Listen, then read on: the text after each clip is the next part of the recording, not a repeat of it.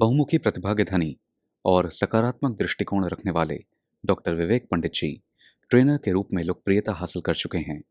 अपनी कार्यकुशलता और बेहतरीन प्रदर्शन की वजह से उन्होंने ऑथर, कोच और प्रोफेसर के अलग अलग रोल्स में भी अपनी खास पहचान स्थापित की है। Doctor Vivek Pandit ji business management और पर्सनालिटी डेवलपमेंट के क्षेत्र में communication, effective online offline teaching, leadership programmes, image enhancement, public speaking, time and stress management जैसे ट्रेनिंग टॉपिक्स के एक्सपर्ट भी हैं। मैनेजमेंट में डॉक्टरेट अर्जित कर चुके डॉक्टर विवेक पंडित जी प्रोफेसर के तौर पर Jaipuria college of management, IIPM, Maharana institute of journalism आदि संस्थानों में अपनी सेवाएं प्रदान कर चुके हैं। उन्होंने UP academy of administration and management, Tata Motors, IRITM, UP police आदि बेनिफिशियरीज के लिए भी अपनी उपयोगिता सिद्ध की है। फ्रीलांस जर्नलिस्ट और ब्लॉगर का कार्य भी कर रहे डॉक्टर विवेक पंडित जी लगभग 20 से ज़्यादा किताबों के लेखन के लिए भी प्रसिद्ध हैं। ट्रेनिंग और कोचिंग प्रदान कर रही ऑर्गेनाइजेशन कलाइडो सिनर्जी के फाउंडर डॉक्टर विवेक पंडित जी को समाधान ग्रुप और स्किल्ड एंटरप्रेन्योरशिप मिशन से जुड़ने के लिए धन्यवाद।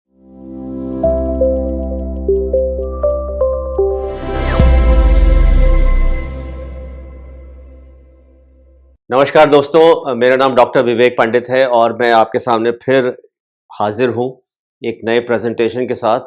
और आज का जो फोकस है वो है फाइनेंशियल प्लानिंग पे। पैसा इन्वेस्टमेंट आपके बिजनेस के लिए बहुत ही इम्पोर्टेंट है और आज हम चर्चा करेंगे कि फाइनेंशियल प्लान हर जने के होने चाहिए और ख़ासकर आपके बिजनेस के लिए एक उसके ऑब्जेक्टिव्स को लेके हम पूरे डिटेल में समझेंगे कि what exactly is a financial plan, उसके क्या क्या ऑब्जेक्टिव्स होते हैं और कौन कौन से एलिमेंट होते हैं जिन पे ध्यान रखना ज़रूरी है और जिनको समझना ज़रूरी है। तो फाइनेंशियल प्लान ये आज का फोकस है फर्स्ट हाफ के लिए। उसके बाद सेकेंड हाफ में एक और टॉपिक आपके लिए लेके आए हैं। जैसा मैंने कहा कि हर जने को एक गोल सेट करना चाहिए क्योंकि पैसा इतना इम्पॉर्टेंट एस्पेक्ट है, क्योंकि यही पैसा आप इन्वेस्ट करते हैं, कैपिटल की तरह यूज़ करते हैं और उस कैपिटल को आप तरह तरह से इन्वेस्ट करते हैं, उसको यूटिलाइज़ करते हैं। तो एक उस पैसे के लिए एक ऑब्जेक्टिव सेट करना, एक गोल सेट करना, ये हर बिज़नेस के लिए, हर एंटरप्रेन्योर के लिए एक आवश्यकता है। तो यही एक रिमाइंडर है हमारे पहले स्लाइड का कि आप अपना ऑब्जेक्टिव जो है आपके फाइनेंसेस का वो ज़रूर सेट होना चाहिए। तो अब देखते हैं कि वो कॉमन ऐसे कौन से ऑब्जेक्टिव्स होते हैं जो पर्पस होते हैं आपके फाइनेंस के, वो कौन कौन से होते हैं, उन पे हम एक नज़र डालते हैं। तो दोस्तों आइए देखते हैं कि वो कौन कौन से ऑब्जेक्टिव्स हैं जो हमें डिफ़ाइन करते हैं हमारे फाइनेंशियल प्लान को। तो सबसे पहला जो ऑब्जेक्टिव है वो है अपनी रेवेन्यू को बढ़ाना। आप जो भी, चाहे आप प्रोडक्ट की मैन्युफैक्चरिंग कर रहे हों या आप सर्विसेज प्रोवाइड कर रहे हैं, वो कितनी वॉल्यूम ऑफ सेल, कितना रेवेन्यू आप जनरेट कर रहे हैं by way of selling your product और selling your services to your customers. एक ऑब्जेक्टिव होता है कि हम कॉन्स्टेंटली कोशिश करें कि ये जो रेवेन्यू है ये हमारा रेगुलरली बढ़े, राइट। उसके बाद हम ऑब्जेक्टिव देखते हैं, दूसरा है प्रॉफिट मार्जिन बढ़ाना। तो हम ये देखिए दोनों में फ़र्क है। रेवेन्यू का मतलब है कि हमने टोटल सेल इतनी की, लेकिन हमारा रियल प्रॉफिट तब ज़्यादा बढ़ेगा जब हमारे कॉस्ट, जितना हमारा कॉस्ट है मैन्युफैक्चरिंग का या सर्विस प्रोवाइड करने का और कितने पे हम सेलिंग प्राइस है, इन दोनों के बीच में हमें कोशिश करनी है कि इसको ज़्यादा से ज़्यादा ये मार्जिन बढ़ाएं, क्योंकि इसी में हमें प्रॉफिट है और इसी में हमें ज़्यादा रिटर्न्स मिल रहे हैं। सो इंक्रीजिंग द प्रॉफिट मार्जिन, ये एक सेकेंड ऑब्जेक्टिव आपका हो सकता है। आइए अब तीसरे ऑब्जेक्टिव की तरफ बढ़ते हैं और तीसरा ऑब्जेक्टिव कह रहा है कि मुश्किल दोस्तों हमारे जीवन में नहीं, हमारे बिजनेस में भी आ सकती हैं। तो उन मुश्किल समय के लिए तैयार रहना, क्योंकि उस मुश्किल समय में आपके रेवेन्यू कम हो रहे हैं, हो सकता है आपका मार्जिन भी कम हो रहा हो। तो हमें कोशिश करनी है कि हमारे फाइनेंशियल बर्डन, हमारे बिज़नेस पे ज़्यादा ना पड़े, उसके लिए एक आसान तरीका होता है, उस समय क्योंकि हमारे पास बिज़नेस कम है और हम कोशिश करते हैं कि कम से कम लोग से हम गुज़ारा करें, कम से कम रॉ मटेरियल, कम से कम हर चीज़ में हम सेविंग करें, ताकि हमारा वो जो मुश्किल समय है, वो आसानी से बीत सके।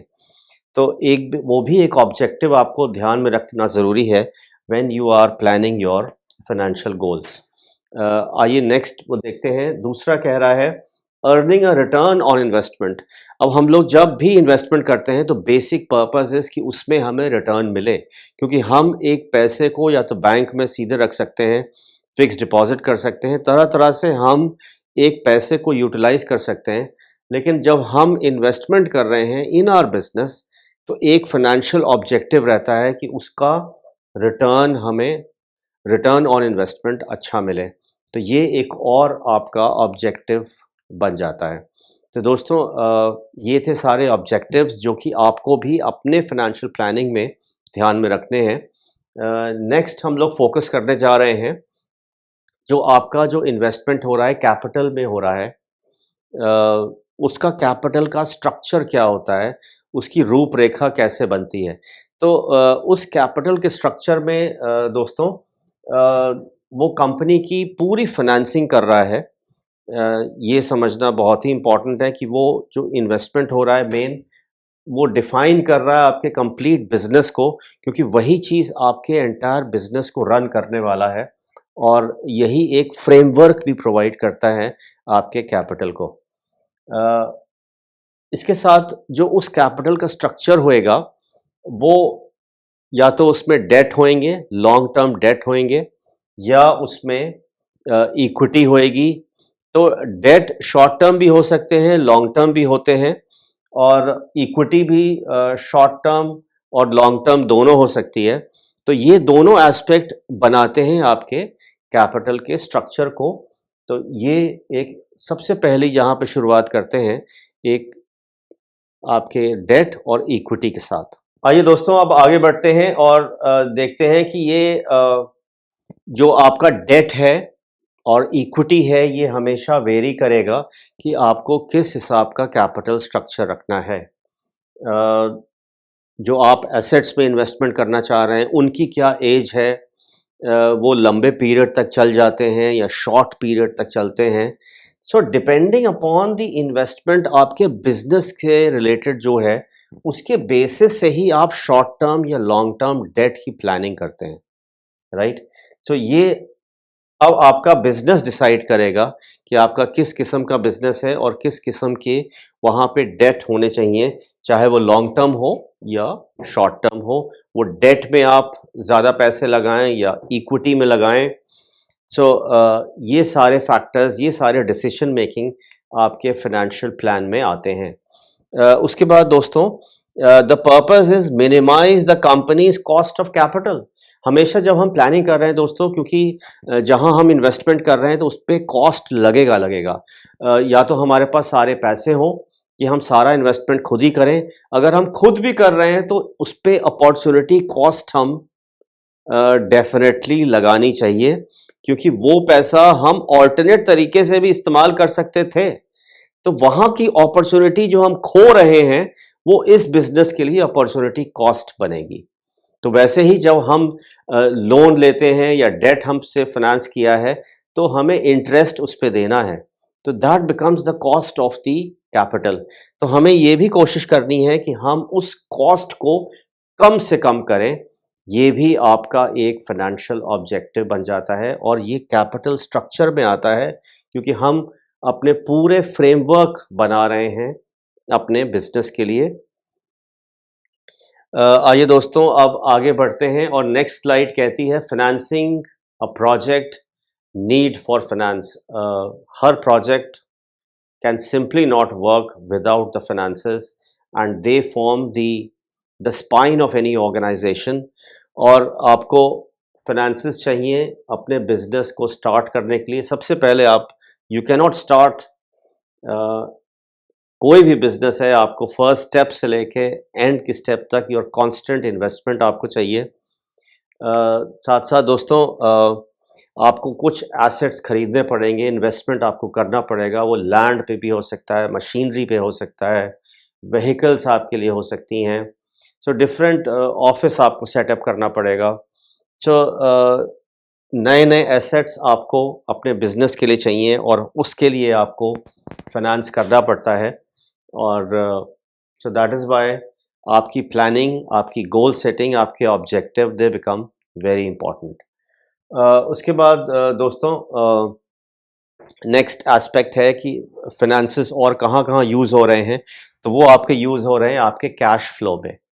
सो जब आपने मेजर इन्वेस्टमेंट कर दिया है कैपिटल का अपने एसेट्स में कर दिया है, तो आपको रेगुलर बिज़नेस चलाने के लिए भी आपको कैश का फ्लो चाहिए और आपके इन हैंड ऐसी अवेलेबल कैश चाहिए that will help your business run. So आपको रेगुलर कैश फ्लो चाहिए अपने बिज़नेस को रन करने के लिए और इसका भी प्रोविज़न आपके फाइनेंशियल प्लान्स में होना चाहिए। उसके साथ-साथ जब आप नई प्रेमिसेस जब लेते हैं, नया ऑफ़िस सेटअप करते हैं या नया एरिया डेवलप करते हैं फॉर योर मैन्युफैक्चरिंग पर्पस, आपको नई प्रेमिसेस चाहिए, नया कैंपस चाहिए या फिर आपको पैसे की ज़रूरत पड़ सकती है कि आपके पास एक एग्ज़िस्टिंग जगह है, आपको उसको एक्सपैंड करना है या उसको डेवलप करना है। सो अलग-अलग बिज़नेस के हिसाब से या आपकी नीड के हिसाब से आपके फाइनेंशियल गोल्स बनेंगे, आपका फाइनेंशियल प्लान डेवलप होएगा। साथ-साथ दोस्तों उसके बाकी क्या वजह हो सकती हैं कि दैट मनी और फाइनेंसेस आर रिक्वायर्ड, आपको ज़्यादा ग्रोथ दिखानी है, आपको अपने रेवेन्यूज़ बढ़ाने हैं, कॉन्स्टेंटली आपको और ज़्यादा इन्वेस्टमेंट करनी है, अपने प्लांट का साइज़ बड़ा करना है। So there can be an number of reasons जिनकी वजह से आपको और कैपिटल या फ्रेश फाइनेंसेस की ज़रूरत पड़ सकती है। उसके बाद दोस्तों अगला पॉइंट कहता है बाइंग और कंबाइनिंग विद अनदर बिजनेस। अगर आपका इतना बिजनेस रैपिडली ग्रो कर रहा है कि आपको अपने बिजनेस को किसी और बिजनेस के साथ अलाइन करना है या कंबाइन करना है, उस केस में भी फ्रेश इन्वेस्टमेंट की आपको ज़रूरत पड़ सकती है और सो ये सारे फैक्टर्स आपको डिफाइन कर रहे हैं कि किन किन वजह से या हमारे जो कैपिटल स्ट्रक्चर है उसमें क्या क्या चीज़ें जुड़ सकती हैं which are adding to the cost of your capital. नई प्रेमिसेस उसको एक्सटेंड करने की बात हो रही थी, तो आप या तो नई और आपको जगह चाहिए या आपके पास जो एग्जिस्टिंग जगह है उसको और एक्सपैंड करने के लिए आपको इन्वेस्टमेंट की या फाइनेंसेस की ज़रूरत पड़ सकती है। सो दोस्तों अगला जो स्टेप है वो बात कर रहा है कि अब ये फाइनेंसेस जो हैं, ये जो कैश है जो आपको चाहिए, जो इन्वेस्टमेंट के लिए आपको चाहिए, ये आप कहाँ-कहाँ से अरेंज कर सकते हैं या आपने किए हुए हैं, आइए इसको समझते हैं। सबसे पहले आपके खुद के रिसोर्सेज हो सकते हैं। You have the capital with you और आपने वही कैपिटल अपने बिजनेस में लगाया है, सो आपके खुद के resources they are driving your business. आप अपने फैमिली और फ्रेंड से भी सपोर्ट ले सकते हैं क्योंकि हो सकता है आपके पास इतना अमाउंट ना हो to make one huge investment in your business. So usually लोग नेक्स्ट जो टर्न करते हैं अपने फैमिली और फ्रेंड से, जहाँ से वो इंटरेस्ट फ्री या इंटरेस्ट वाला लोन ले सकते हैं डिपेंडिंग अपॉन द रिलेशन। साथ साथ there are banks available both public banks and private banks from where credit can be availed for your business and of course उसके बाद सरकारी हेल्प भी आप ले सकते हैं। There are number of schemes जहाँ पे गवर्नमेंट इनकरेज करती है यंग एंटरप्रेन्योर्स को सामने आने के लिए और एक बिज़नेस स्टार्ट करने में। सो एक गवर्नमेंट की भी पॉसिबिलिटी है जहाँ से आप अपने फाइनेंसेस को रेज कर सकते हैं। अब हम देखते हैं कि टाइप्स ऑफ फाइनेंसिंग कौन-कौन सी होती हैं और सबसे पहले है ओवरड्राफ्ट की फैसिलिटी। आपके पास करंट अकाउंट है आपके पास इन्वेंट्री है, आपके पास एसेट्स हैं, सो उनके मॉर्टगेज में उनकी सिक्योरिटी के अगेंस्ट आपको ओवरड्राफ्ट की फैसिलिटी मिल जाती है। सो ओवरड्राफ्ट दोस्तों कुछ नहीं है, आपके पास मान लीजिए 1 लाख रुपए आपके अकाउंट में हैं, लेकिन आपको 1 लाख और चाहिए, तो आपने ओवरड्राफ्ट की फैसिलिटी ले ली और अब आप 1 लाख के बदले में अब आप 2 लाख, तो 1 लाख की आपने ओवरड्राफ्ट फैसिलिटी ले लिया है, सो आप ओवरड्रॉ कर सकते हैं जितना भी आपका क्रेडिट अमाउंट है, that is called the overdraft facility. उसके बाद बैंक के टर्म लोन्स होते हैं। टर्म लोन मतलब एक स्पेसिफाइड पीरियड के लिए आपको वो लोन या डेट मिलता है, सो आप ये टर्म लोन्स ले सकते हैं, बैंक्स के साथ अवेलेबल रहते हैं against a specified rate of interest. उसके साथ दोस्तों एसेट बेस्ड फाइनेंसिंग, सो किसी भी एसेट से रिलेटेड भी स्पेसिफिक फाइनेंसिंग भी होती है, जहाँ पे उस एसेट के ही आप थोड़ा सा एडवांस पेमेंट करके और रिमेनिंग पोर्शन आप रेगुलर ईएमआई के थ्रू आप उसको फाइनेंस कर सकते हैं, उस एसेट को अक्वायर कर सकते हैं। There are many companies in association the different banks who do that. तो ये भी एक तरीका है अपने फाइनेंसेस को फुलफ़िल करने का। उसके बाद रिसीवेबल्स फाइनेंस, क्योंकि जब आप बिज़नेस शुरू करते हैं तो कुछ पैसा आप औरों को ओ करते हैं, जहाँ पे आप डेटर हैं, लेकिन आपके भी डेटर्स हो सकते हैं जो जिनको आपको पैसा देना है, सो वो रिसीवेबल्स हो जाते हैं अकाउंट में, क्योंकि वो आपको पैसा मिलना है, तो उसके बेसिस पे भी, उसकी सिक्योरिटीज़ पे भी आपको फाइनेंसेस मिल सकते हैं, लोन मिल सकता है। So that becomes another way of financing your business. So ये अलग अलग दोस्तों तरीके हैं बाय वे जिनको यूटिलाइज करके आप फाइनेंसेस को अक्वायर कर सकते हैं और अपने ऑब्जेक्टिव्स को मीट कर सकते हैं। सो हमें क्या क्या करना है, क्योंकि इस पूरे दौर में देखिए आपके लिए कौन सी चीज़ इंपॉर्टेंट है, आपके क्रेडिटर्स जो आपको फाइनेंसेस या लोन दे रहे हैं। सो उन क्रेडिटर्स को क्या हमें ध्यान में रखना है, उनको डीलिंग करने में कैसा ध्यान रखना है, क्योंकि वो आपके इस समय इम्पॉर्टेंट मेंबर्स हैं, क्योंकि उनके सपोर्ट के बिना आपका बिजनेस नहीं चल रहा है।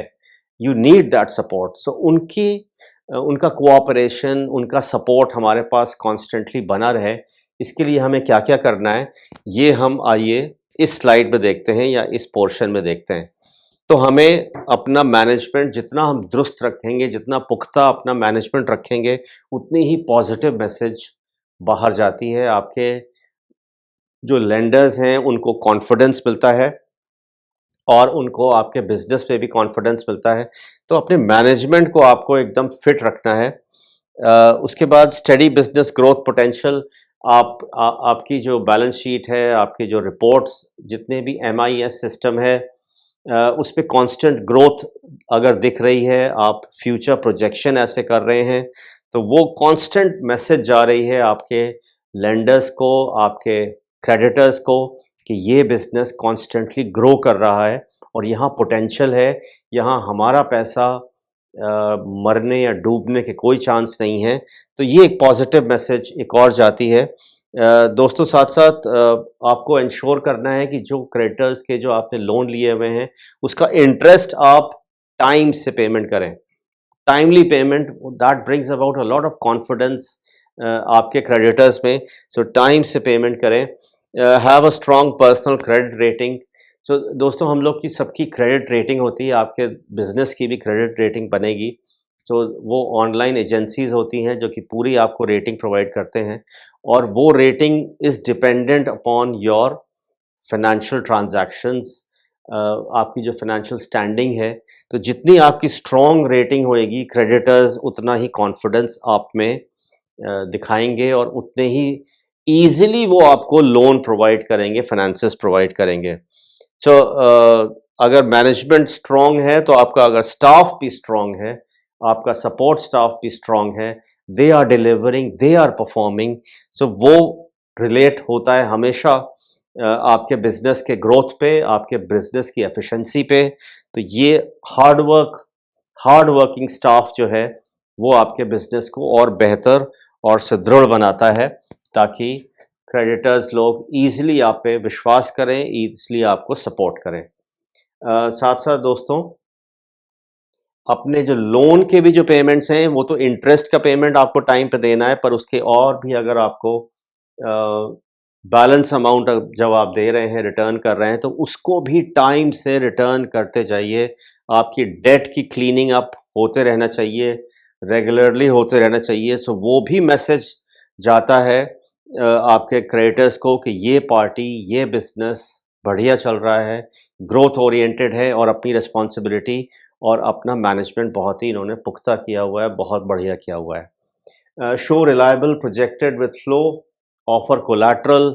सो जितना सिक्योर लोन आप लेंगे, अगेन वही मैसेज दूसरी तरफ जाती है कि यहाँ पे हमारे पैसे सेफ हैं, and that is what everybody wants to do, कि अपनी फिनेंसेस की सेफ्टी रहे, वो ग्रो करें। That is what everybody wants. All right दोस्तों, इस सेक्शन में हम लोग बात करेंगे आपके मार्केटिंग प्लान का। वो एक बहुत ही इम्पॉर्टेंट एस्पेक्ट है आपके बिज़नेस का, क्योंकि आप जो भी प्रोड्यूस कर रहे हैं, जो भी आप सर्विसेज प्रोवाइड कर रहे हैं, वो आपके कस्टमर तक, आपके जो टारगेट कस्टमर है वहाँ तक पहुँचना ज़रूरी है। तो एक मार्केट प्लान में क्या-क्या होता है और उसमें क्या-क्या हमें सावधानियाँ बरतनी हैं, आइए हम लोग आज डिटेल में समझते हैं कि what exactly is a marketing plan, right? So planning बहुत ही इम्पोर्टेंट एस्पेक्ट है हमारे किसी भी काम के लिए। सो आज फोकस है मार्केटिंग प्लान पे। सो दोस्तों, इधर से देखते हैं। वो एक ऐसा प्रोसेस है, एक सिस्टमैटिक प्रोसेस है, और जिसपे हम अपने जो मार्केटिंग के जो गोल्स हैं, पिछले सेगमेंट में हम फाइनेंस के गोल्स देख रहे थे, इसमें हमें मार्केटिंग के गोल्स उसमें सेट करते हैं, उसमें स्ट्रैटेजीज़ बनाते हैं कि हम अपना प्रोडक्ट कैसे लेके जाएँगे, किन-किन चीज़ों का हम ध्यान में रखेंगे, और उसके बाद वो पूरे प्रोग्राम को, पूरे स्ट्रैटेजी को हम इम्प्लीमेंट करते हैं, ताकि हमारी इफ़ेक्टिव मार्केटिंग बने, हमारे प्रोडक्ट और या सर्विसेज को लोग समझें, खरीदें, उसे पसंद करें, और साथ-साथ बार-बार उसे खरीदें, बार-बार उसे इस्तेमाल करें। तो ये एक ऐसे प्लान को जो कि सिस्टमैटिक है और एक प्रोसेस की तरह एक रन करता है कॉन्स्टेंटली, उसको एक मार्केटिंग प्लान कहा जाता है, ताकि हमारी स्ट्रैटेजीज़ उसमें रहें, हमारे ऑब्जेक्टिव्स उसमें रहें, और वो हम इम्प्लीमेंट करें इन अ मैनर कि हमें जो रिज़ल्ट्स हम चाहते हैं, क्योंकि हम चाह रहे हैं कि हमारे कंपनी को, हमारे प्रोडक्ट को लोग खरीदें, एक बार नहीं बार-बार खरीदें, ताकि हमारा बिज़नेस कॉन्स्टेंटली रन करे और अच्छे से रन करे। सो एक मार्केटिंग प्लान में क्या होना चाहिए, उसकी अहमियत क्या है? तो सारे रेफ़रेंस डॉक्यूमेंट्स, क्योंकि हम जहाँ हम स्ट्रैटेजीज़ की बात कर रहे हैं, जहाँ हम डिफ़ाइन कर रहे हैं कि what is the objective of हमारा मार्केटिंग प्लान, तो सारे उसमें डिटेल्स आते हैं, उसमें सारी स्ट्रैटेजीज़ क्लियरली मेंशन होती हैं, स्टेप बाय स्टेप हम सारे प्रोसेसेस उसमें यूज़ करते हैं, और पूरा उसमें डिटेल में एक्सप्लेन करते हैं कि how will I go about selling my business, selling my product, and taking it to the public, making it popular, trying to explain the values, the special benefits of your product, your services, लोग इसे क्यों खरीदें और कैसे उसको और attractive बनाया जाए। ये सारी स्ट्रैटेजीज़ आपके मार्केटिंग प्लान में रहेंगी, जिनको हमें डिटेल से मेंशन करना है। तो जहाँ पे हम मार्केटिंग टैक्टिक की बात करते हैं, ऐसे कौन से एलिमेंट हैं जो एक मार्केटिंग की स्ट्रैटेजीज़ में इम्पॉर्टेंट होते हैं। तो दोस्तों, सबसे पहले देखिए, प्रोडक्ट, जो मेन आपका प्रोडक्ट है, चाहे वो फिज़िकल फॉर्म में लिया हो या आप सर्विस कोई प्रोवाइड कर रहे हैं, वो कितना बढ़िया है। सो हम चाहे जो भी प्रोडक्ट बना रहे हों, चाहे पेन बना रहे हों या चिप्स बना रहे हों, उसकी कितनी क्वालिटी अच्छी है, उसकी क्या ख़ासियत है, राइट? तो वो प्रोडक्ट कितना इम्पोर्टेंट है, क्योंकि अल्टीमेटली कंज़्यूमर उसी को तो इस्तेमाल करेगा ना। तो जब तक वो कंज़्यूमर के काम का नहीं है, जब तक कंज़्यूमर के फ़ायदे का नहीं है, कंज़्यूमर के वो किसी नीड को फुलफ़िल कर नहीं रहा है, तब तक वो प्रोडक्ट बेकार है। सो हमें फोकस करना है कि ऐसा प्रोडक्ट बनाना ताकि वो एक कस्टमर की नीड को फुलफ़िल करे और इतनी क्वालिटी से करे कि वो उससे खुश हो जाए और बार-बार उसे रिपीट करे। सो बहुत ही इम्पोर्टेंट एलिमेंट है और उस प्रोडक्ट को अब हमें कौन-सा रूप देना है, उसकी क्या-क्या उसमें क्वालिटीज़ रहनी है, कितना वो महँगा होएगा। सो ये सारी चीज़ों को अभी हम डिटेल में देखेंगे, लेकिन आपका प्रोडक्ट बहुत ही इम्पोर्टेंट है, तभी उसे नंबर 1 पोज़ीशन पे रखा गया है। उसके साथ-साथ कोई भी जना आप भी जब शॉपिंग करने के लिए जाते हैं, तो आपके लिए उसकी प्राइस इम्पोर्टेंट है। तो आप भी कितनी शॉपिंग आप अपने उसके प्राइस के बेसिस पे करते हैं। सो क्वालिटी तो इम्पोर्टेंट है ही, पर वो किस क्वालिटी, किस लेवल की क्वालिटी है, अ, उस वो डिपेंड करता है उसकी प्राइसिंग पे। तो हम चाहते तो हैं कि हम महँगी से महँगी गाड़ी खरीद लें, पर वो पॉसिबल नहीं है। वो something many cars would be beyond my budget, right? So हमारे लिए बजटिंग भी ध्यान में रखना ज़रूरी है। So as a seller, as a manufacturer हमें प्राइस सेंसिटिव होना ज़रूरी है, ताकि हम जो टारगेट ऑडियंस है, वो अगर हमारे प्रोडक्ट को अफ़ोर्ड नहीं कर पाएगी, तो यहाँ पे गड़बड़ हो जाएगी। तो प्राइसिंग बहुत ही की फैक्टर रहता है और ये आपकी मार्केटिंग की स्ट्रैटेजी बनती है, राइट? प्लेस, प्लेस का यहाँ तात्पर्य है आपका बिजनेस का भी, जहाँ पे क्या लोकेशन है, जहाँ पे आप कस्टमर और आपके प्रोडक्ट या कस्टमर और सर्विस का मिलन होना है। तो वो जगह बहुत ही अहम रखती है, बहुत अहमियत रखती है। तो उस हिसाब से ही कस्टमर्स उसे पसंद करेंगे या नहीं पसंद करेंगे, राइट? सो जो प्लेस होता है जहाँ पे प्रोडक्ट या सर्विसेज वो अवेलेबल होंगी, वो भी बहुत इम्पोर्टेंट एस्पेक्ट है और ये आपकी मार्केटिंग स्ट्रैटेजी का बहुत एलिमेंट है और आपका सक्सेस या उतना अच्छा ना करना उसकी प्लेस पे भी बहुत डिपेंड करता है, राइट? सो अगर आप देखिए तो एक रेस्टोरेंट भी जैसे है, उसके लिए एक जगह बहुत इम्पोर्टेंट है कि कहाँ पे वो सिचुएटेड है, क्योंकि उसी हिसाब से जब तक वो एक्सेसिबल नहीं होएगा, तो वो लोग कस्टमर वहाँ तक पहुँचेंगे कैसे? पर लेकिन एक क्लाउड किचन जो है, वो कहीं से भी ऑपरेट हो सकता है, लोगों को वो दिखाने की ज़रूरत नहीं है। लोगों तक खाना पहुँचना है, वो उनके घर पे भी अगर आ जाता है, तो वो खुश हैं। सो डिपेंड करता है कि आपका बिज़नेस क्या है, उसके हिसाब से हमारे लिए वो प्लेस की इम्पोर्टेंस अहमियत रहती है या नहीं रहती है। साथ-साथ प्रमोशन, अ, हम अपने प्रोडक्ट की, अपने कंपनी की, अपने उसकी वैल्यूज़ की, उसकी क्वालिटीज़ की, उसकी प्राइसिंग का किस तरीके से कौन-कौन सी स्ट्रैटेजीज़ लगा के हम उसका प्रमोशन कर रहे हैं, कहाँ पे कर रहे हैं। हर प्रोडक्ट की दोस्तों अलग-अलग उसके प्लेटफ़ॉर्म्स होते हैं, जहाँ पे उसकी विज़िबिलिटी ज़्यादा हो सकती है या ज़्यादा रीच बन सकती है।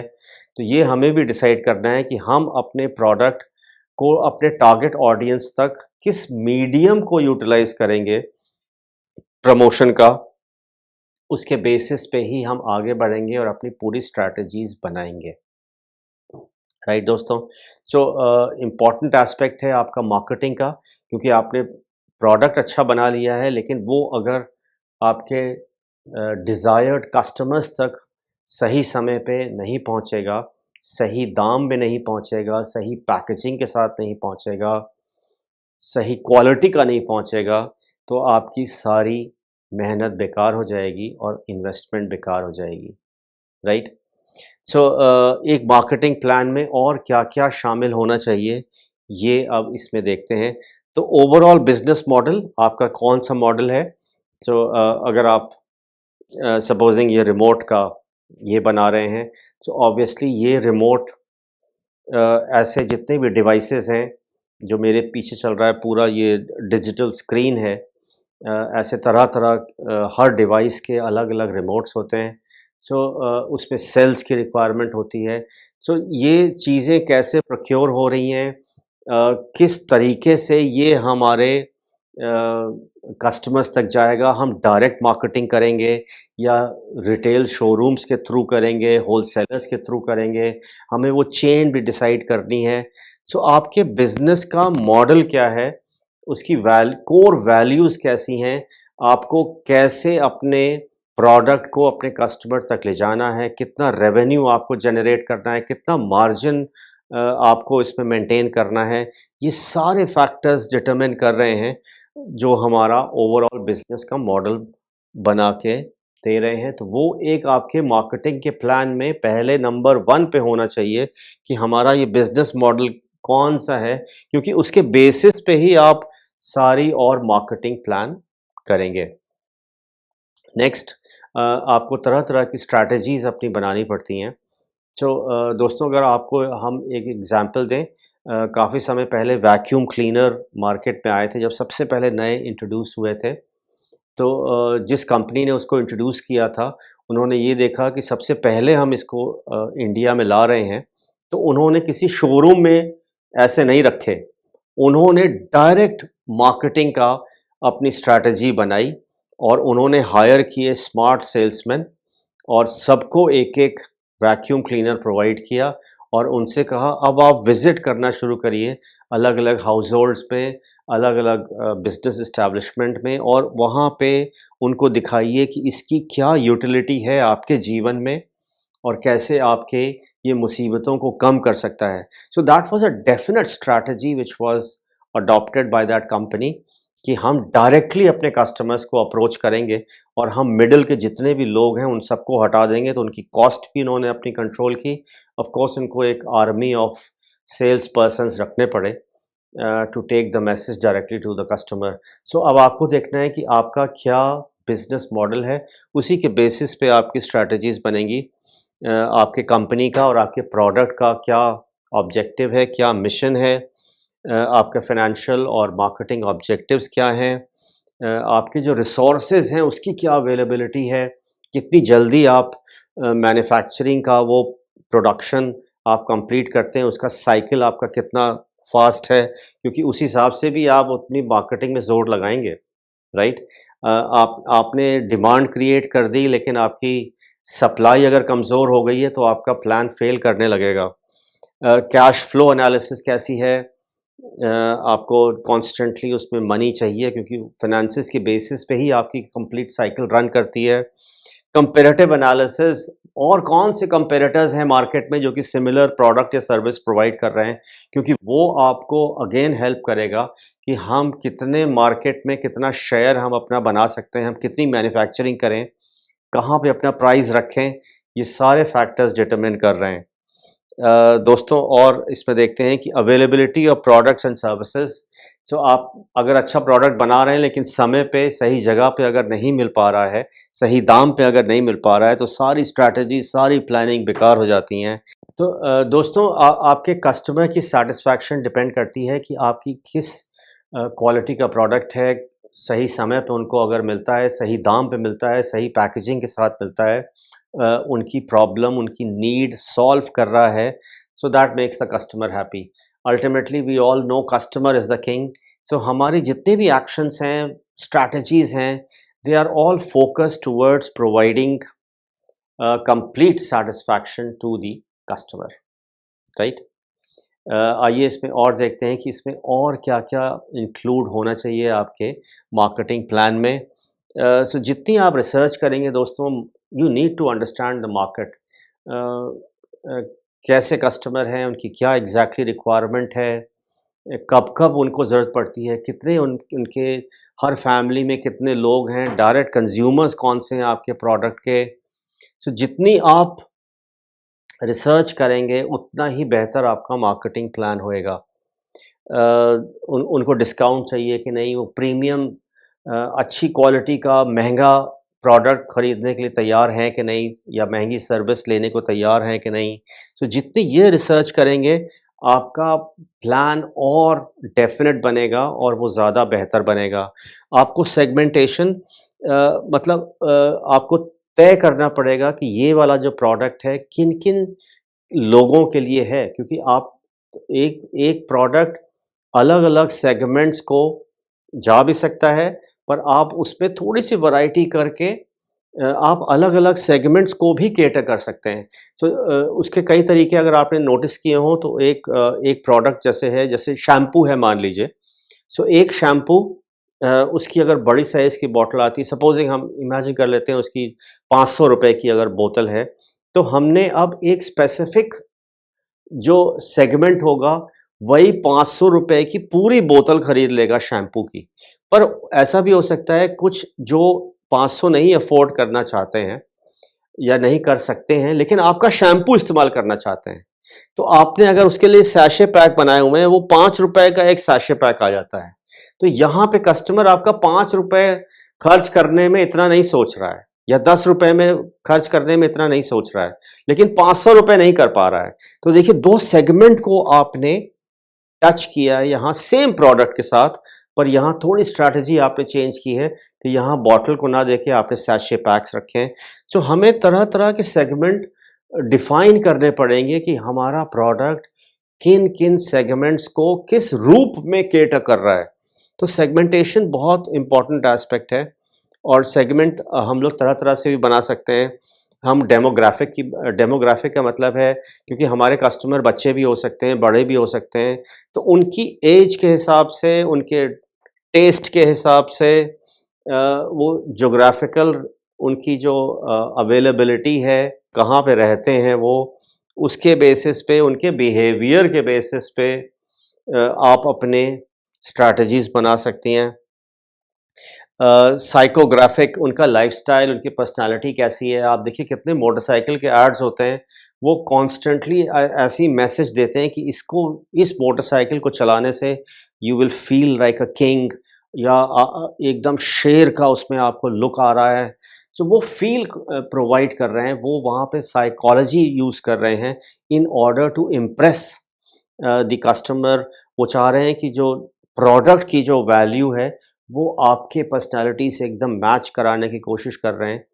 तो there are number of strategies in which companies in which products are taken to the ultimate users which are the customers। इसमें और देखते हैं कि मार्केटिंग कॉन्स्टेंटली हम लोग दोस्तों कोशिश कर रहे हैं कि जो हमारे सेगमेंट हैं ज़रूरी नहीं कि वो फिक्स्ड भी रहें, हम उनको कॉन्स्टेंटली इवैल्यूएट भी कर सकते हैं और उसपे आइडेंटिफ़ाई कर सकते हैं कि उसमें कौन-कौन से कितने लोग हैं और उस एक सेगमेंट में भी अलग-अलग किस्म के लोग हो सकते हैं, अलग-अलग किस्म की पर्सनैलिटीज़ हो सकती हैं। तो एक सेगमेंट में भी तरह-तरह के हम प्रोडक्ट्स को इंट्रोड्यूस कर सकते हैं, डिफरेंट स्ट्रैटेजीज़ लगा सकते हैं एक ही सेगमेंट के लिए भी। सो इन सारी चीज़ों का दोस्तों हमें ध्यान रखना है अपने मार्केटिंग प्लान में, क्योंकि जितना ये स्ट्रॉन्ग होगा, जितना वेल रिसर्च्ड होगा, जितना सारे एलिमेंट्स का हमने ध्यान रखा होगा, उतना ही इफ़ेक्टिवली आपका प्रोडक्ट आपके कस्टमर्स तक दोस्तों पहुँचेगा और बहुत ही इफ़ेक्टिवली पहुँचेगा।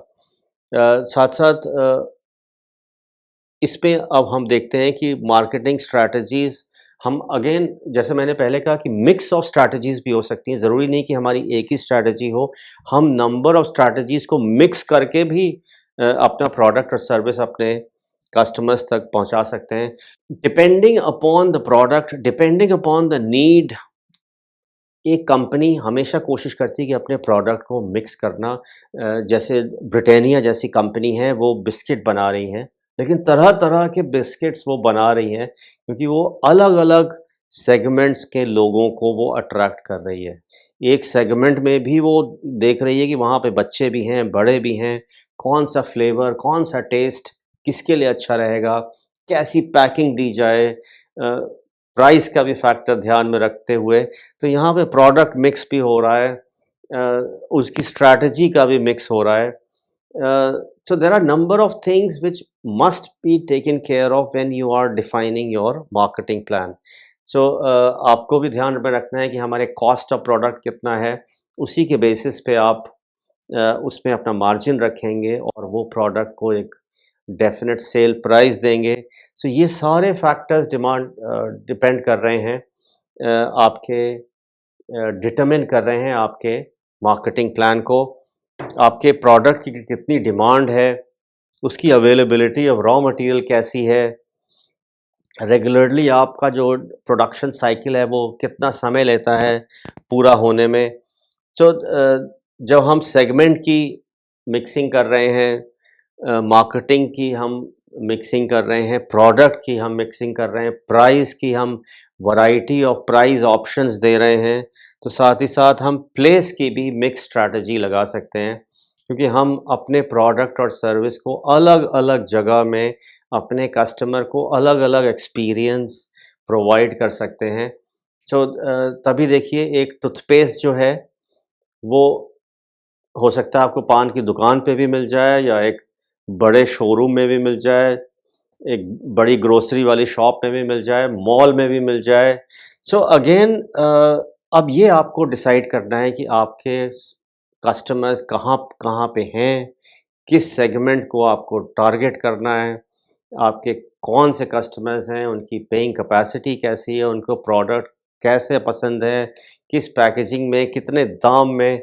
सो all of these things are helping you decide your marketing plan. आइए दोस्तों अब नेक्स्ट देखते हैं। तो अभी मिक्सिंग में एक और स्ट्रैटेजी है, हम प्रमोशन का भी मिक्स, क्योंकि हम एक ही मीडियम या एक स्ट्रैटेजी लेके नहीं चल सकते। हम तरह-तरह से अपने प्रोडक्ट को प्रमोट कर सकते हैं। हम सोशल मीडिया से और एडवर्टाइज़मेंट, न्यूज़पेपर में एडवर्टाइज़मेंट।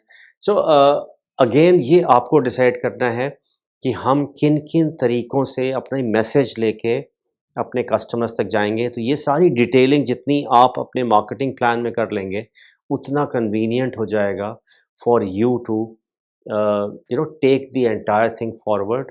और जितना डिटेल्ड रहता है, तो आपको डिसीजन मेकिंग में उतनी आसानी रहती है, उतनी ही क्लैरिटी आपको प्रोवाइड हो जाती है when anybody is acting on that process. Budgeting the marketing strategies, क्योंकि हमें अपनी जितनी भी स्ट्रैटेजीज़ हैं वी हैव टू एंश्योर कि हर चीज़ की एक लिमिट होती है, आपका भी एक बजट है। सो अब हमें उस फिनेंसेस को कैसे बेस्ट ऑप्टिमम तरीके से यूटिलाइज़ करना है, ताकि हम जो उसपे रिटर्न जनरेट करें एकदम बढ़िया हो and it is to our satisfaction. हमारी ग्रोथ रहे, हमारे customers they are happy with our promotion, they find that they are getting the right message. तो इन बजटिंग भी आपके मार्केटिंग प्लान का हिस्सा ज़रूरी है, क्योंकि आपको डेफ़िनेट वहाँ पे एलोकेशन करना है कि हम इस बजट को कैसे यूटिलाइज़ करने वाले हैं इन ऑर्डर टू जो हमने जो स्ट्रैटेजीज़ फ्रेम की हैं, उसके इम्प्लीमेंटेशन में हम उसको क्रॉस ना करें और अपने जो ऑब्जेक्टिव्स हैं, गोल्स को मीट करें in the defined budget that we have planned for ourselves.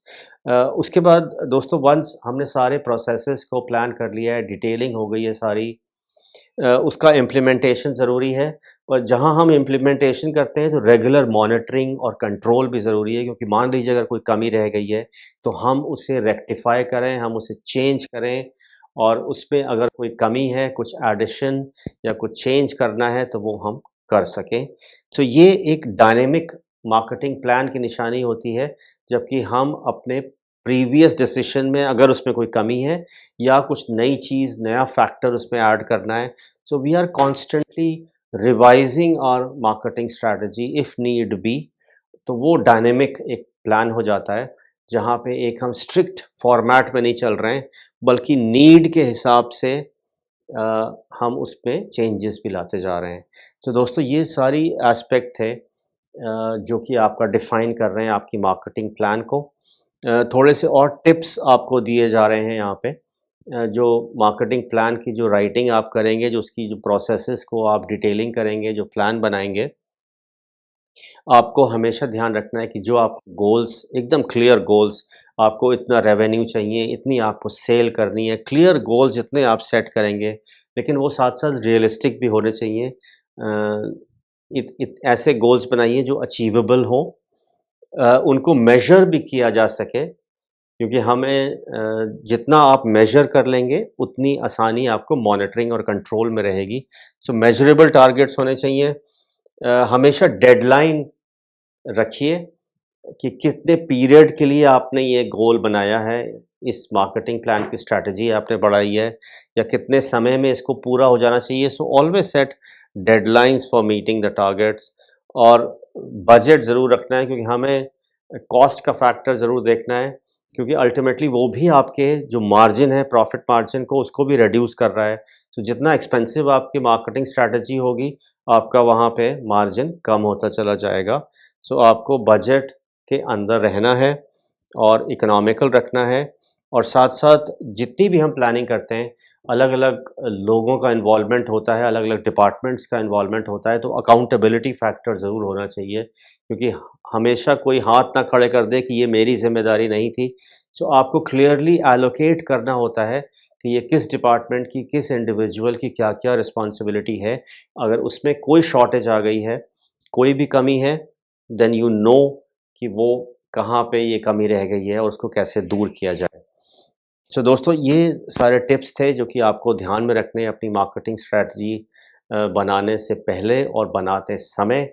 और हम पूरी आशा करते हैं कि आज का प्रेजेंटेशन आपके लिए बहुत ही महत्वपूर्ण रहा। आपने काफ़ी पॉइंट्स इसमें पिकअप किए हैं और इसको आप अपनाएंगे और अपने बिज़नेस में लागू करेंगे। तो ये सिलसिला यहाँ पे समाप्त होता है, पर अभी प्रोग्राम नहीं ख़त्म हुआ है। अभी हम लोग फिर लौटेंगे आपके सवालों के साथ।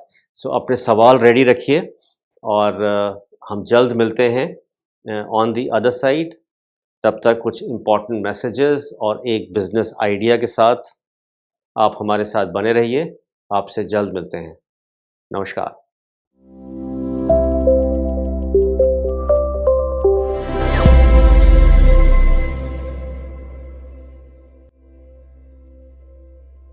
बिजनेस पाठशाला मेटल अलॉय। क्या आप अपना खुद का बिजनेस करना चाहते हैं? कैसे बिजनेस शुरू करें और किस तरह का बिजनेस शुरू करें, इसके बारे में भी जानकारी होना बेहद जरूरी है। इसीलिए आज इस एपिसोड के माध्यम से हम आपको कुछ ऐसे सक्सेसफुल स्मॉल बिजनेस आइडियाज के बारे में बताएंगे जिन्हें शुरू करने के लिए कम पैसे और ज्यादा लगन की जरूरत होती है और जो आपके लिए काफी लाभदायक साबित होंगे। तो चलिए आज के इस सेशन की शुरुआत करते हैं और सबसे पहले बात करते हैं एंकर फास्टनर की। एंकर फास्टनर या एंकर हुक, अगर हम इसकी बात करें तो ये एक डिवाइस के तौर पर माना जाता है जिसका इस्तेमाल वस्तु या किसी सामान को टांगने या होल्ड करने के लिए होता है। बिना एंकर के किसी भी ढांचे को सुरक्षित रूप से एक साथ आयोजित नहीं किया जा सकता। एंकर हुक की यदि हम बात करें तो इसका एक सिरा नुकीला होता है ताकि वह किसी अन्य वस्तु या दीवार में आसानी से घुसाया जा सके, और इसका दूसरा किनारा घुमावदार या इंटेंडेड होता है ताकि इस हुक में किसी भी वस्तु को आसानी से लटकाया या टांगा जा सके। इसीलिए एंकर दैनिक जीवन में इस्तेमाल में लाया जाने वाला एक प्रमुख डिवाइस बन गया है। एंकर फास्टनर का इस्तेमाल hand towel, coats, dog leads, mirror, wall pieces, pictures, household items और लाइट वेट फिक्चर्स को हैंग करने के लिए किया जाता है। आवश्यकता के अनुसार इन हुक्स को लकड़ी या प्लास्टिक से बनाया जाता है। इनका टिकाऊपन बढ़ाने के लिए इन्हें जिंक और मेटल के कोट से भी कोट की जाती है। अगर आप इस बिजनेस को शुरू करना चाहते हैं और इसमें रुचि रखते हैं तो आपको इस बिजनेस को शुरू करने के लिए ऑटोमेटिक मशीन्स के साथ कम से कम 1000 से 1200 स्क्वायर फीट एरिया की जरूरत होगी, जिसमें मशीन्स को रन करने के लिए 25 किलोवाट पावर कनेक्शन की भी जरूरत होगी। वहीं मैन पावर के तौर पर आप 2 से 3 स्किल्ड और 4 से 5 अनस्किल्ड वर्कर के साथ इस बिजनेस की शुरुआत कर सकते हैं, जो आपके प्लान को आसानी से रन कर सकते हैं। अब बात करते हैं इन्वेस्टमेंट की, और इस बिजनेस को शुरू करने के लिए आपको 28 से 30 लाख रुपए की इन्वेस्टमेंट करनी होगी, जिसमें से आप 15 से 16 लाख रुपए सेमी ऑटोमेटिक मशीन्स की कॉस्ट दे देंगे। आइए अब नजर डालते हैं हमारे आज के अगले बिजनेस आइडिया पर, जो है fire proof doors. Fire proof doors आग पर काबू पाने के लिए सबसे प्रभावी तरीकों में से एक माने जाते हैं। किसी भी दुर्घटना से बचने के लिए सरकार द्वारा व्यावसायिक स्थानों पर इसका उपयोग करने की सिफारिश की जाती है। फायर प्रूफ डोर्स की डिमांड दिन ब दिन बढ़ती जा रही है, जिससे ये आगामी वर्षों के सबसे ट्रेंडिंग बिजनेसेस में से एक बनकर उभरा है। फायर डोर्स को glass section including vision panels, gypsum, steel, timber, aluminium, GI आदि के कॉम्बिनेशन से बनाया जाता है। अगर आप भी इस बिजनेस को करना चाहते हैं तो इसके लिए आपको 1500 से 2000 डोर्स पर मंथ बनाने की कैपेसिटी पर प्रोडक्शन स्टार्ट करना होगा, ताकि आप इससे प्रॉफिट कमा सके। उसके लिए आपको 8000 से 10000 स्क्वायर फीट एरिया की भी जरूरत होगी, जिसमें प्रोडक्शन एरिया 2500 से 3500 square feet, raw material area 2500 square feet, administrative area 500 square feet और फाइनल प्रोडक्ट एरिया 2500 से 3000 स्क्वायर फीट में शामिल है। साथ ही पूरे प्लांट को मशीन्स के साथ रन करने के लिए आपको 55 से 60 किलोवाट पावर कनेक्शन की जरूरत होगी। वहीं अगर मैन पावर की बात करें तो इस बिजनेस को इजीली रन करने के लिए आपको 25 से 28 वर्कर्स की जरूरत होगी, जिसमें 8 से 10 स्किल्ड लेबर, 10 से 15 अनस्किल्ड लेबर और 2 से 3 सुपरवाइजर और अकाउंटेंट आदि भी शामिल हैं। और रही बात इन्वेस्टमेंट की, तो प्लांट एंड मशीनरी में आपको लगभग 1.3 से लेकर 1.5 करोड़ रुपए इन्वेस्ट करने होंगे और आप इस ट्रेंडिंग बिजनेस से 12 से 15% तक का प्रॉफिट मार्जिन आसानी से कमा सकते हैं। आइए हम नजर डालते हैं हमारे आज के अगले बिजनेस आइडिया पर, जो है क्रोम प्लेटिंग। क्रोम प्लेटिंग न सिर्फ धातु की सुंदरता बढ़ाता है बल्कि उपकरणों को सुरक्षा की एक परत भी प्रदान करता है। धातु उत्पादों को जंग लगने से रोकने के लिए सुरक्षित रखने के लिए इलेक्ट्रोप्लेटिंग की प्रक्रिया के साथ क्रोम प्लेटिंग की जाती है। क्रोम प्लेटिंग एक धातु कोटिंग तकनीक है जिसका उपयोग ऑटोमोबाइल उद्योग और एरोस्पेस उद्योग में आसानी से किया जाता है। क्रोमियम एक ऐसा धातु है जो कोरोजन रेसिस्टेंट होता है। इतने सारे बिजनेसेस में इस्तेमाल होने वाली क्रोम प्लेटिंग की मांग लगातार बढ़ती जा रही है। अगर आप क्रोम प्लेटिंग बिजनेस को स्मॉल स्केल पर शुरू करते हैं तो आपको 800 से 1000 स्क्वायर फीट एरिया के साथ साथ 12 से 15 किलोवाट इलेक्ट्रिसिटी लोड और 6 से 7 मैन पावर की रिक्वायरमेंट होगी। लेकिन जो प्लांट आप इस वीडियो में देख रहे हैं उसका एरिया 3000 से 3500 स्क्वायर फीट है, जिसमें लगभग 40 से 45 किलोवाट का इलेक्ट्रिक लोड इस्तेमाल हो रहा है और 15 से 20 लोगों की एक बड़ी टीम है। रही बात अब इन्वेस्टमेंट की, तो आप इस बिजनेस को स्मॉल स्केल पर 8 से 12 लाख रुपए की इन्वेस्टमेंट के साथ शुरू कर सकते हैं। लेकिन अगर इस वीडियो में दिखाए गए लेवल पर आप इस बिजनेस को शुरू करना चाहते हैं तो आपकी इन्वेस्टमेंट 40 से 50 लाख रुपए तक हो सकती है। बात करें प्रॉफिट की, तो ये बिजनेस आपको 25 से 30% तक का मुनाफा बेहद आसानी से कमा कर दे सकता है। अब हमारी नजर होगी हमारे आज के सबसे आखिरी बिजनेस आइडिया पर, जो है स्क्रू मैन्युफैक्चरिंग। स्क्रू यानी पेच एक छोटी सी मशीन होती है जो कई पुर्जों को एक साथ जोड़ सकती है। यदि आप ऐसे व्यवसाय की तलाश में हैं जो सदाबहार है और उच्च लाभ देता है तो आप स्क्रू निर्माण व्यवसाय शुरू कर सकते हैं। ये न केवल छोटे पुर्जों को जोड़ता है बल्कि बड़े उद्योगों में भी बड़ी बड़ी मशीनों को जोड़ने और उन्हें आपस में साथ रखने में काम आती है और इसका उपयोग बड़े लेवल पर किया जाता है। इसे इस्तेमाल करना इतना आसान है कि कुछ टूल्स की मदद से कोई भी आसानी से अपने घरों में भी चीजों को ठीक कर सकता है और इसी कारण बाजार में इसकी मांग हमेशा बढ़ी रहती है। इस बिजनेस को शुरू करने के लिए आपको बहुत सारी चीजों की जरूरत होगी, लेकिन सबसे पहले हम बात करेंगे स्क्रू मैन्युफैक्चरिंग बिजनेस को स्मॉल स्केल पर शुरू करने के लिए एरिया की। तो इस बिजनेस को आप 1800 से 2000 स्क्वायर फीट एरिया के साथ आसानी से शुरू कर सकते हैं। लेकिन बात करें लार्ज स्केल की, तो इस बिजनेस के लिए आपको 10,000 से 12,000 स्क्वायर फीट एरिया की जरूरत होगी, जहां आप बड़े लेवल पर अपने प्लांट को स्टार्ट कर सकते हैं। 6500 से 7,000 स्क्वायर फीट एरिया प्रोडक्शन के लिए, रॉ मटेरियल स्टोरेज के लिए 1500 से 2000 square feet area, final goods के लिए 2000 से 2500 square feet area including administrative area भी है। इलेक्ट्रिसिटी की बात करें तो स्मॉल स्केल पर इस बिजनेस को शुरू करने के लिए आपको 15 से 18 किलोवाट इलेक्ट्रिक लोड की जरूरत होगी और अगर आप 1 टन पर डे कैपेसिटी के साथ इस बिजनेस को शुरू करना चाहते हैं तो आपकी खपत 90 से 100 किलोवाट इलेक्ट्रिक लोड हो जाएगी और पूरी फैक्ट्री को बिना किसी रुकावट के रन करने के लिए आपको लगभग 15 से 20 वर्कर्स की भी जरूरत होगी। रही बात इन्वेस्टमेंट की, तो आप स्मॉल स्केल पर इस बिजनेस को 18 से 20 लाख रुपए की इन्वेस्टमेंट के साथ शुरू कर सकते हैं। लेकिन अगर आप इस वीडियो में दिखाए गए लेवल पर इस बिजनेस को शुरू करना चाहते हैं तो आपकी इन्वेस्टमेंट 1.2 से लेकर 1.3 करोड़ तक की इन्वेस्टमेंट हो जाएगी। बात करें प्रॉफिटेबिलिटी की, तो इस बिजनेस से आप 9 से 12% तक का मुनाफा आसानी से कमा सकते हैं। तो ये था हमारा आज का बिजनेस आइडिया। उम्मीद है कि आपके लिए ये सेशन फायदेमंद साबित हुआ होगा। अब हम जुड़ेंगे आपसे जूम सेशन पर, जिसका लिंक आपको YouTube चैट बॉक्स में मिल जाएगा। अगर आज के टॉपिक को लेकर आपके पास कोई भी सवाल है तो जूम सेशन से जरूर जुड़िएगा, जहां अपने सवालों का जवाब आप सीधा एक्सपर्ट से पूछ सकते हैं और अपने कंफ्यूजन को दूर कर सकते हैं।